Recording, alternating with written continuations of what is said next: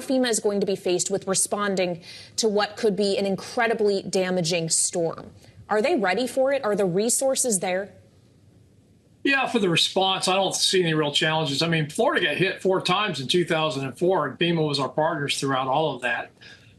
There's a lot of stuff being said about budgets and about being overstretched, but the people I work with that are still there and the people that have joined FEMA, they know what the mission is, and that's support the governors, get ready to support another disaster. And, you know, FEMA's built for this. There was never the intention that FEMA could only handle one disaster at a time. You know, there's been a lot of conversation about misinformation and disinformation, Craig, coming off of Hurricane Helene, some of the stories that we're seeing on social media that are leading people to question FEMA's response and in some cases repel rescue crews who are coming to help for fear they are confiscating goods or in some cases giving a $750 check for a lost home. As you probably well know, FEMA has put up a rumor response page on its website, and the President of the United States is even talking about this. Joe Biden made these remarks when asked about the misinformation earlier today at the White House. Let's listen.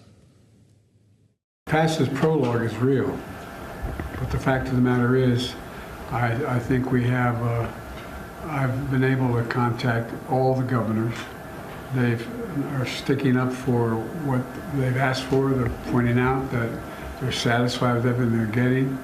But I can't speak for others. Those who do it to try to damage the administration. Well, we can take care of ourselves.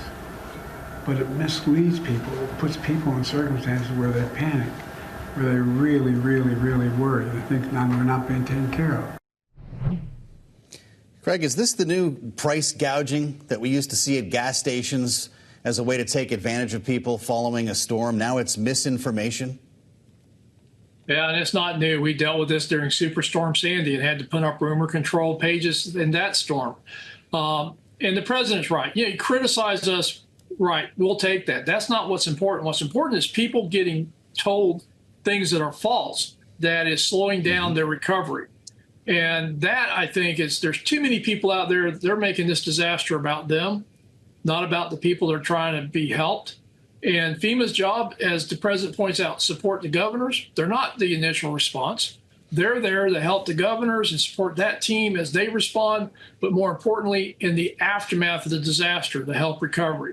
So as FEMA teams get on the ground and start reaching out to try to find what people need to do recoveries, and they're being turned around because there's some vague threat, you're hurting the people they're trying to help. Well, as we consider what it costs to actually help, to aid in that recovery, there's also been a lot of question in the last 2 weeks about whether or not Congress needs to come back to vote on supplemental funding to shore up FEMA and disaster relief. Now, Secretary Mayorkas has said FEMA does have the resources to respond to this storm, but with 2 storms of this size so close together, is it a disservice to the people affected to not just go cast that vote? Well, again, I've been on this argument and dealt with it during actual events where we were running low on money. And here's the reality. FEMA's got enough money to do the initial response, and that's including helping people begin their recovery. Where FEMA's going to need more money, and a lot more money, and it won't just be FEMA. It's going to be HUD, it's going to be Federal Highway, a lot of other organizations, is the permanent work and rebuilding that will take place not only from these disasters, but previous disasters.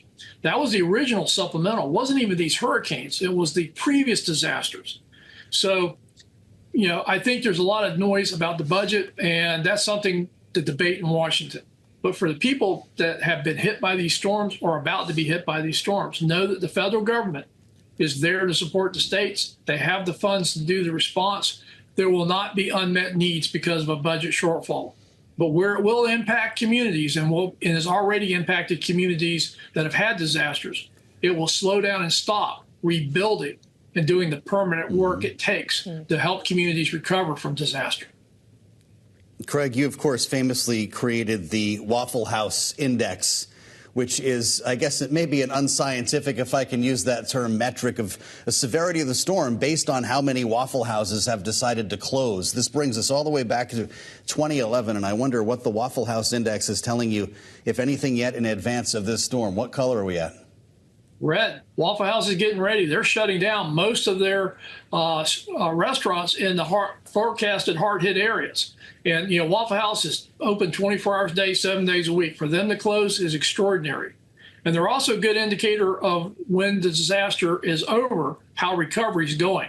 Because many cases that I've seen, Waffle House will be open before anybody else. And their philosophy of show up and get open really depends upon the roads being open, infrastructure starting to come back, and it's a good indicator that things are starting to stabilize and we're starting to move into that recovery. Mm-hmm. Well, if it requires infrastructure coming back, what part of this storm is potentially the most dangerous to infrastructure, to people's homes, to people's lives? We know it is Category 5. That means for now the wind speeds are incredibly strong, but we're also talking about a storm surge here, potentially in a wall of water that could flood Tampa Bay. Is that actually what is most dangerous about this?